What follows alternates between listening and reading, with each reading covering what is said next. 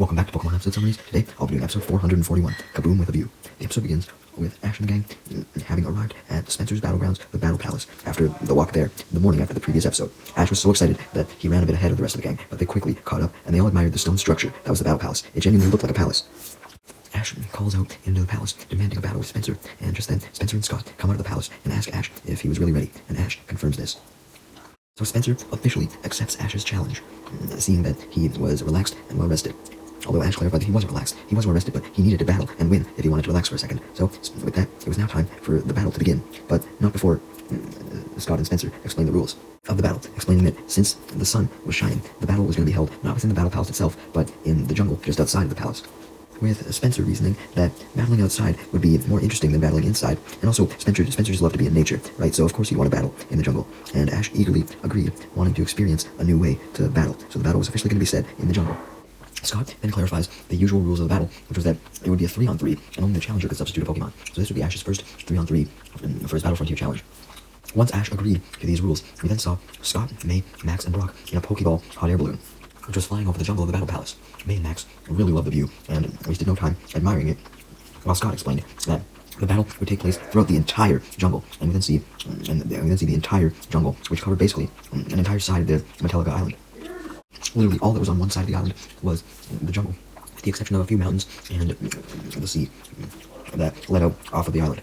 Speaking of these mountainous platforms, Ash and Spencer were atop one of these mountains on the main battlefield, although Scott clarified to Brock, May, and Max that the battlefield Ash and Spencer were currently on would only serve as the starting point. While Ash and Pikachu stared down Spencer, Scott pointed out that because the battlefield was so big, if either trainer wanted to utilize the whole field, they would have to run around to do so. So the battle would test the trainers mentally, because they would have to think about what attacks to order and what strategies to use. But it would also test them physically, since they would have to use all their physical strength to run around to use the whole battlefield. As Brock examined the jungle scenery, he declared that Ash should be careful in choosing his Pokemon, like which ones he was going to use for the battle, since the jungle could have a major effect on any potential strategy he was cooking up, so he had to take the jungle into account.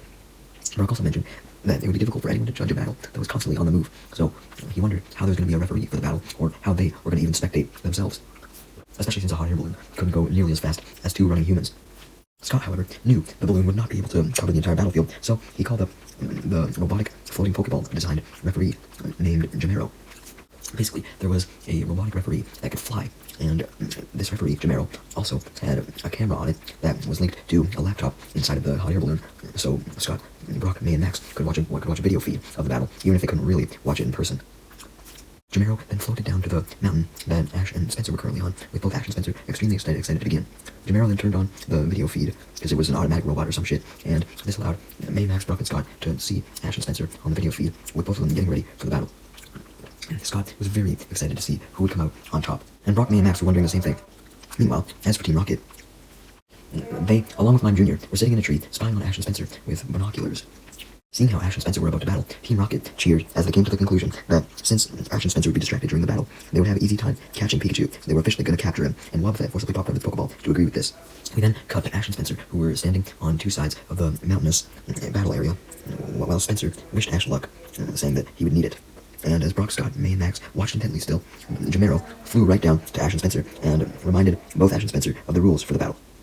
And suddenly, it pulled out two red and green flags and waved them, signifying that it was time for the battle to begin. So, both Spencer and Ash sent out their first Pokemon of 3, with Ash choosing to send out his Sceptile, and Spencer choosing to send out a Shiftry. Sceptile started out the battle by using Bullet Seed, but Shiftry was very fast and managed to dodge it. Shiftry then starts running down the mountain into the jungle, and Sceptile follows it. So, Ash, Pikachu, and Spencer follow as well. Jamero follows as well, so May, Max, Brock, and Scott can get a good view. And Max was excited by this, finding the tech design for the Battle Palace pretty interesting. Anyways, Ash and Spencer were following side by side with their eyes locked on their respective Pokemon, while Sceptile and Shiftry were running through the forest side by side, but their eyes were locked onto one another. Ash then ordered Sceptile to use a Leaf Blade, but Spencer countered by having Shiftry use a Quick Attack. So both the Leaf Blade and Quick Attack met each other and effectively canceled each other out. Sceptile and Shiftry continue running next to each other in the jungle, while Ash, Spencer, and Pikachu follow, and Brock, May, Max, and Scott keep watching on the computer monitor, since Jamero was following as well. With May very amazed by Sceptile's speed. Spencer was amazed by Sceptile's speed too, noting that it wasn't often a Pokemon could keep up to his Shiftry, but Sceptile was getting very close to it. Just then though, he ordered Shiftry to use Double Team, and this surrounds Sceptile with many Shiftries, which Scott commented on. Ash panicked because he didn't know which Shiftry was real, and this allowed Shiftry to take advantage of Ash being off guard and use a Shadow Ball, which pushed Sceptile into a nearby pool of water in the jungle, surprising Ash as he looked on at the edge of the pool and saw Sceptile flailing around in the water. Just then, Spencer followed up by having his Shiftry use Rock Smash on the ground right by the pool, which sent off a barrage of rocks from the nearby water's edge and filled the pool up, which made Ash worry that Sceptile had been crushed. Because Sceptile had just dodged by diving underwater, but it didn't look like Sceptile had really dodged. It looked like its head got hit by the rocks before it could dodge, and May, Max, Brock, and Scott observed this from the balloon, and just like Ash, they were sure that Sceptile must have been knocked out from getting several rocks to the head, but just then, Sceptile was revealed to have swam up the waterfall connected to the pool while no one was watching, so it did dodge the Rock Smash, and it jumped down from the waterfall, pounding down on Shiftry. And when Shiftry caught off guard by this, Sceptile followed up with a Leaf Blade to knock Shiftry out, leading Jamero to officially declare Shiftry unable to battle and Sceptile the winner. Ash congratulated Sceptile, and Spencer smiled at Ash's strength, while May, Max, Brock, and Scott celebrated Ash's first win as well, with Scott hoping that Ash could keep this winning streak up. We then cut to Team Rocket, who had just jumped down from the tree they were on to go capture Pikachu, but the second they jumped off the tree, before they could even go after Ash, they happened to trigger a tripwire that Spencer had set on the ground. Basically, to make the jungle battlefield even more of a challenge, several traps were set everywhere, but Spencer or Ash hadn't stepped on any of them, only Team Rocket had, and they were frustrated by this, because all they wanted to do was catch Pikachu, but they failed, and were instead just trapped in the net. Jessie was even more mad though, finding out that Wobbuffet wasn't trapped with them, since she had dropped Wobbuffet's Pokeball before the net came down. So, when Wobbuffet forcibly popped out of his Pokeball to talk to Team Rocket, it found them captured, but not himself, since his Pokeball was out of range of the net. Anyways, we then cut back to Ash versus Spencer, with Spencer admitting that he was very impressed by Ash's win, but knowing that Ash was a capable trainer now, he wasn't going to hold back in the next battle, as he sent out his Venusaur, which almost caused an earthquake when it touched the ground. In response, Ash recalled his Sceptile, wanting to let it heal up a little bit and save it for later when he really needed it, since, he was allowed substitutions, so he may as well take advantage of it. So he sent out his second Pokemon, Heracross, surprising May, Max, and Brock until they realized that Ash must have got it from the Pokemon Center from Professor Oak's lab using the Pokeball transport machine off-screen. Yeah, that's right, Heracross was back. Although Heracross didn't battle right away, it instead instantly grabbed onto Venusaur's flower on the top of it due to his addiction to sap. Like he just had to suck the sap out of Venusaur's flower. Venusaur hated this though, and used a Vine Whip to flick Heracross off of it. Up in the Pokeball balloon, Scott, Brock, May, and Max were discussing how Heracross has the upper hand against Venusaur due to Heracross being a bug type and Venusaur being a grass type. Although Scott knew how powerful Venusaur was, being Spencer's ace, and he warned that no one should underestimate it. Anyways, after Heracross and Venusaur stare each other down for a little bit, with Venusaur kind of being bitchy at Heracross for trying to suck the sap out of its leaf, Heracross starts off by going towards Venusaur with a horn attack, which Spencer tries to counter by having Venusaur use a Razor Leaf, and multiple Razor Leaves immediately following this. But Heracross just uses horn attack on all the leaves first to destroy them, and then strikes a direct hit onto Venusaur with a horn attack. Heracross then changes the horn attack to a Fury attack and hits Venusaur with it multiple times right on its bulb, but then Venusaur uses a powerful Vine Whip to knock Heracross back, although Heracross landed on his feet and was instantly ready to fight back. Venusaur and Heracross then both go for a tackle at the same time, clashing into each other and locking eyes, essentially getting into a staring contest. At first, Brock, May, Max, and Scott thought that one of the Pokemon would take the advantage, but they were surprised to see that Venusaur and Heracross were actually evenly matched. Ash, wanting to get the upper hand though, told Heracross to use a Mega Horn, which hit Venusaur hard, knocking it back all the way against a tree. The force from Venusaur getting knocked into a tree caused a Nanaberry to fall down from it, which Spencer caught, and he then ordered a Solar Beam from Venusaur, although Ash knew that the Solar Beam would take a while to charge, so he had Heracross attack with a Mega Horn first, which made contact with the still charging and somewhat pissed off Venusaur, pissed off still from Heracross trying to suck its bulb earlier. And then cut to Team Rocket, who had just managed to escape the net trap, so they tried to get to Ash and Pikachu again, but in the process, they set off another tripwire, which resulted in another trap, which, instead of a net, was numerous spiked thorns and sticks, which were launched at Team Rocket from some machine that Spencer had set up or some shit, and therefore pinned Team Rocket to a nearby tree, making them extremely angry. Once again though, Team Rocket were able to escape this trap because Jessie had dropped Wobbuffet's Pokeball from the force of the sticks pinning her to the tree, so Wobbuffet wasn't captured and was able to free Team Rocket. Anyways, back to the battle. The Mega Horn had hit very hard on Venusaur, but Venusaur was able to recover and still get off its very powerful Solar Beam. As a result of the powerful Solar Beam, Heracross was launched directly into a rock, destroying the rock, and then bounced off the remains and was knocked out, amazing everyone, especially Max, May, Brock, and Scott, at the sheer power of Venusaur's Solar Beam. Ash was still in disbelief as Jamero declared Heracross unable to battle and Venusaur the winner, as he recalled his Heracross and decided to send out Swellow as his third Pokemon, with the idea that Swellow would give him the type advantage against Venusaur, since Swellow was a flying type and Venusaur was a grass type. Up in the Pokeball balloon, Brock, May, and Max acknowledged what Scott said about Venusaur being powerful and knew that he was right about a type advantage not being the end-all be-all, seeing what happened with Venusaur versus Heracross, and they worried that Swellow wouldn't be able to get a win either, even with the type advantage. Regardless, Ash ordered Swellow to fly towards Venusaur to attack it, but just then, Spencer stopped the battle and threw 3 nab berries that he had just gotten from a nearby tree to Ash, Swallow, and Pikachu respectively, and he started eating the one that Ash had knocked down before that fell into his hands, and also got down another one for Venusaur, stating that he wanted to stop the battle for now, for a little rest and a quick snack. Ash was hungry, so he, Swallow, and Pikachu sat down for a snack with Spencer and Venusaur, and they all talked to each other. Max, May, and Brock were a bit jealous of the food that Ash and Spencer were eating, so Scott luckily was able to provide himself, Brock, May, and Max with some apples to eat as well, and they really enjoyed their snack while watching Ash and Spencer talk and eat from the Pokeball balloon. Although Max was a little sad that he didn't get to try the Nanab berry like Ash did. We then cut to Team Rocket, who had escaped the previous trap where they were stuck to a tree, but they were taking advantage of the situation by running up towards Ash and Spencer while they were distracted eating. They thought it would be a good idea, but unfortunately, Meowth managed to set off a third tripwire. Team Rocket and Mime Jr. hear the sound of the activation, so they brace themselves for whatever trap was going to come their way, but much to their relief, as they sigh, nothing happened. So they take a step, continuing on towards Ash and Spencer, only for the trap to actually reveal itself being a disguised pitfall trap, which Team Rocket was especially mad at, since they were the ones who always put pitfall traps. They weren't supposed to get caught in them. Jessie was especially angry, but her anger actually motivated her, as she declared to James and Meowth that they had to get out of this goddamn hole and capture Pikachu, with Meowth and James agreeing, more determined than ever, and Wobbuffet agreed to, popping out its Pokeball again, and they proceeded to all stack on top of Wobbuffet to go out of the hole, bringing Wobbuffet out with them last too. We then cut back to the battle, as while Ash and Spencer and their Pokemon were still eating, Swallow suddenly started flying out into the jungle, per Ash's orders, as he and Pikachu followed it. From the balloon, May saw Swallow flying far out into the jungle, and hearing Ash order Swallow to do this made her question what Ash was up to. Brock, however, spotted the ocean and realized what Ash's goal was. Spencer realized what Ash was up to as well. He wanted to bring Swallow to the ocean, so Venusaur would be forced to follow and fight Swallow at the ocean. Spencer had no choice but to have himself and Venusaur follow after Ash and Swallow, because otherwise the battle couldn't continue. So they headed over to the ocean as well, with Spencer using his walking stick thing to give him more support. Venusaur was getting closer to Swallow, so Ash ordered Swallow to speed up, but before Swallow could fully speed up, Venusaur launched a Razor Leaf, but Swallow managed to dodge it by flying to one side. Ash told Swallow to speed up some more, so Spencer tried to grab Swallow before it could fly off with a Vine Whip attack, but Swallow managed to fly off to the other side to dodge this again. Venusaur tries several more Vine Whips, but Swallow just keeps dodging.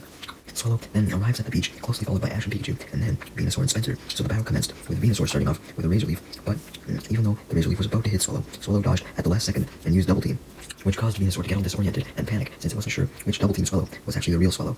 With Venusaur off guard, Ash ordered Swallow to use Quick Attack, so Swallow and all of his copies sped towards Venusaur.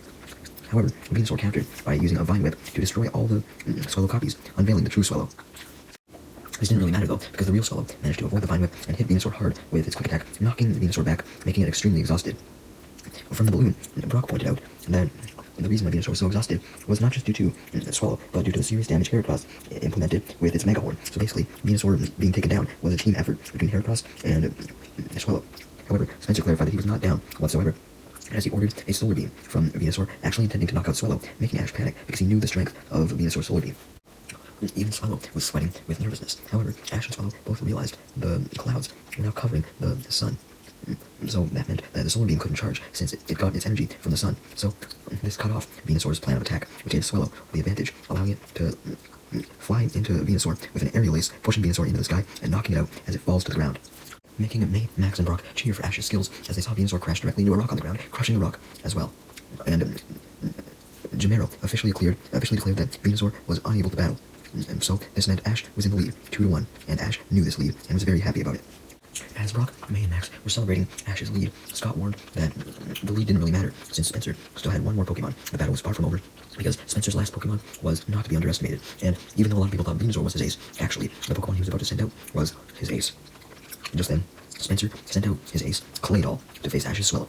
Ash wasn't worried about Claydol whatsoever though, and he was confident Swallow could handle Claydol, so he decided to keep it battling, even though Swallow was actually kind of worried at the prospect of fighting Claydol. Ash started off by having Swallow use Quick Attack, but Claydol dodged it with a clever teleport, disappearing and reappearing spinning using Rapid Spin, which hit Swallow hard from behind, almost knocking it out of the air. Although Swallow used what it learned back when it first used Aerial Ace to regain its balance in the air, but Claydol used Rapid Spin once more, sending up a cloud of dust and sand from the beach, catching Swallow off guard, somewhat blinding it. And with Swallow caught off guard, this allowed Spencer to have his Claydol use a Hyper Beam to knock Swallow out, forcing Ash to recall Swallow once Jamero declared it unable to battle. And as Spencer playfully taunted Ash, he reminded him that he only had one Pokemon left now. Ash knew this as he sent out his Sceptile to battle Spencer's Claydol. Up in the balloon, Brock, May, Max, and Scott knew that this would be the last battle, Sceptile versus Claydol, and they were looking forward to seeing who would win. Scott knew that Sceptile and Claydol were Ash and Spencer's strongest Pokemon out of the three they chose to use today, so he knew the battle would be awesome. We then cut back to Team Rocket, who are now hiding behind some rocks on the beach, watching Ash, Spencer, Claydol, and Sceptile stare each other down.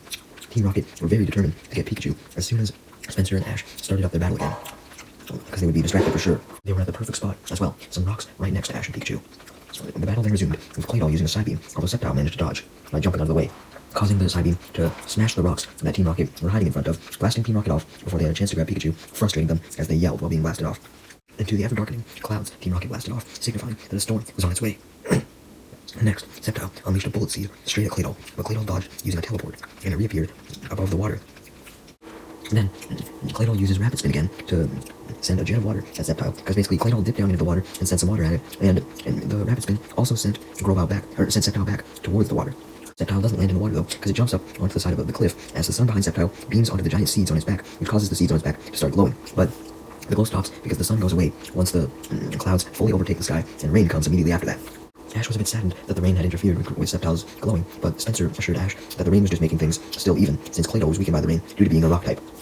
Spencer then has Claydol use Rapid Spin yet again to bring up just a lot of sand, essentially creating a tornado of sand, which Sceptile tried its best to dodge, but it inevitably got caught up in it. While Brock, May, Max, and Scott were worried for Ash, Ash just ordered Sceptile to get out of the sandstorm as fast as it could, but it was truly trapped, so Spencer used this to his advantage and ordered Claydol to use a Psybeam on the sand tornado, doing serious damage to Sceptile, since it was basically being attacked by two things at once. The Psybeam eventually knocks Sceptile out of the sand tornado, but Spencer still declared that the battle would be over right away, because Sceptile was sent flying really fast out of the sand tornado and struggled to regain its footing, and when it tried, it slipped because of the soft sand due to the rain, and just because it was weak in general. Just then though, the clouds started to dissipate again, and Ash noticed that the seeds on Sceptile's back were glowing again, absorbing the sunlight just like they were before. Spencer noticed Sceptile's back glowing as well, and declared that the phenomenon of Sceptile's back seeds glowing was called a squall, and Ash realized what Spencer meant by squall, as he recalled through a flashback that Venusaur used solar beam by charging up energy from the sun, so he realized that Sceptile must have been charging up energy for a solar beam too. Spencer had realized this, so before Sceptile could get used to charging up energy from the sun, Spencer had his Claydol use a Hyper Beam, but Sceptile managed to dodge this by jumping out of the way, and this impressed Spencer, how Sceptile was able to dodge while charging up a Solar Beam, as the Solar Beam was finally charged, and Ash ordered it from Sceptile. May and Max were especially worried for Sceptile when they saw the Hyper Beam and Solar Beam collide, causing a huge explosion. However, the Hyper Beam was purely overpowered by Sceptile's continuous Solar Beam, and since Solar Beam was super effective against Claydol, due to it being a rock type, the Solar Beam caused a lot of damage to Claydol, sending Claydol flying back many feet, smashing it into a rock in the process, and defeating it in an instant, leading Gennaro to fly down to Claydol and confirm that it was unable to battle, and officially declare Ash and Sceptile the winners. Ash was overjoyed with his victory against Spencer, as were May, Brock, Max, and Scott, who shouted congratulations to Ash and Sceptile from the balloon, with Scott officially impressed that Spencer's case was defeated. Ash then congratulated his Sceptile by running up to it and hugging it, though Sceptile tried to show no reaction to this to maintain a cool persona after its win. Spencer then recalls his Claydol as Brock, May, Max, and Scott ride the balloon down to the ground of the beach and come out congratulating Ash and Sceptile on the new Solar Beam. Spencer then goes up to Ash, while Ash had just sent out his Swallow and Heracross as well to congratulate them on contributing to the victory, not just Sceptile. Anyways, Spencer congratulates Ash on having an outstanding battle and thanked them for the great battle as he awarded him with his 5th Battle Frontier symbol, the Spirit symbol. Scott approached Ash, congratulating him on getting 5 symbols now, saying that it was now time for him to head to his 6th Battle Frontier match, and if he beat the 6th person, he would be able to find the location of the secret Battle Frontier facility, although Scott warned Ash that his next opponent for the 6th Battle Frontier symbol would be very tough. Scott then clarified that the location of Ash's 6th Battle Frontier battle would be at a place called the Battle Tower, but just as Max was about to look this place up on his Pokénav with Brock and May watching, Ash startled Brock, May, and Max when he did his usual victory pose, proud of himself for getting his 5th Battle Frontier symbol, the Spirit symbol. The episode then ends with Ash showing the symbol to the Swallow, Heracross, and Sceptile, as well as Pikachu, and going back to the Metallica Island Pokemon Center, where he sent Heracross back to Professor Oak. And with that, Ash could now continue on his journey now to the Battle Tower. But not before saying goodbye to Spencer, Scott, and the referee robot, Gennaro.